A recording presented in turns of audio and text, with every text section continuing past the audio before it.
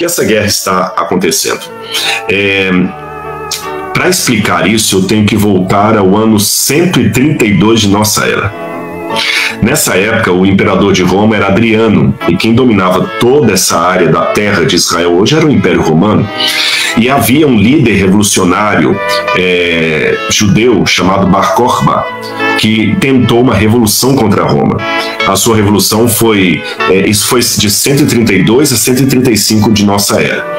Essa revolução foi sufocada pelos exércitos do imperador Adriano, e ele, para vingar ou para punir os judeus por causa da insurreição, ele mandou expropriar a terra dos judeus de vez. Embora sempre houve judeus morando na terra de Israel, eles nunca saíram de lá de tudo, mas uma boa parte foi mandada para o exílio, para fora, e ele chamou para morar ali alguns povos descendentes dos antigos cananeus, e ele rebatizou a terra com o nome de Síria Palestina, em latim. E esse nome Palestina que Adriano colocou foi de propósito, porque Palestina em latim era uma forma latinizada do nome Pelechet em hebraico.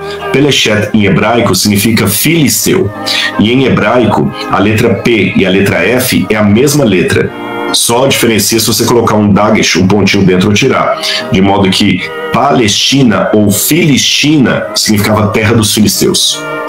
E assim aquela região chamada Palestina foi trocando de dono toda hora, porque nunca houve um país chamado Palestina. Havia apenas aquela terra que Adriano deu esse nome. E aí cada época chegava alguém e disputava aquele terreno. Veio na época dos bizantinos, depois de Constantino, no quarto século, e tomaram a terra. Depois vieram os persas, e também dominaram a terra durante um tempo ali. Depois vieram os árabes, que dominaram a terra. Depois vieram as cruzadas, e com as cruzadas ficou sempre trocando. Uma hora o rei de Jerusalém era um cristão, outra hora era um muçulmano, até chegar a época de Saladino. Até que finalmente no século XVI, em 1517, chegam os turco-otomanos do Império Otomano e dominam aquela terra ali, e eles ficam como donos da terra de Israel, os otomanos, até 1917.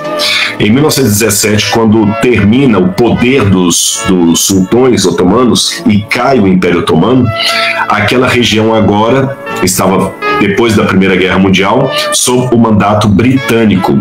Os ingleses tinham interesse ali porque eles achavam que Israel tinha muito petróleo. Na verdade, não tem. Mas eles pensavam que iam nadar em petróleo ali. E a Inglaterra já estava tendo dificuldades financeiras de controlar as suas colônias espalhadas pelo mundo. Já tinha perdido o Egito, quando Nasser rompeu com a rainha Elizabeth, que na época já estava no poder. E aí o que eles iam fazer com todo aquele poderio ali? Eles começaram a desenhar no mapa ali vários pedaços de chão e dar para famílias de sheiks. E os judeus, que já tinham desde o final do século XIX, início do século XX, o movimento sionista de ter de novo uma pátria judaica, um dos teóricos disso foi Herzl, eles pediram à Liga das Nações Unidas: nós queremos uma pátria também. E houve o acordo de Balfour, onde falaram: vamos construir um Estado judeu. Mas o mundo árabe, que odiava Israel, falou: não vai ter Estado judeu aqui nunca. Se der, a gente vai entrar em guerra e vai acabar com ele. E olha, se vocês querem dar essa terra para alguém, vão dar para os palestinos. Vão dar para os palestinos. E aí ficou essa negociação. Vai dar para os palestinos, não vai dar. E quando foi em 1948, com a criação do Estado de Israel, a ONU chegou a dividir. Essa parte aqui vai ser para os palestinos, essa parte vai ser para os israelenses. Só que essa divisão nunca ficou muito certa, porque alguns pontos dela ainda se tornam assim impossíveis. Israel quer que Jerusalém seja a capital de Israel, mas os palestinos querem que Jerusalém seja a capital da Palestina. E nenhum dos dois lados abre mão de Jerusalém. Então houve três soluções, ou melhor, três propostas e nenhuma solução. Primeira proposta: dividir Jerusalém no meio, parte oriental e parte ocidental. Nenhum dos lados aceitou, principalmente porque a parte oriental ficaria com a cidade velha.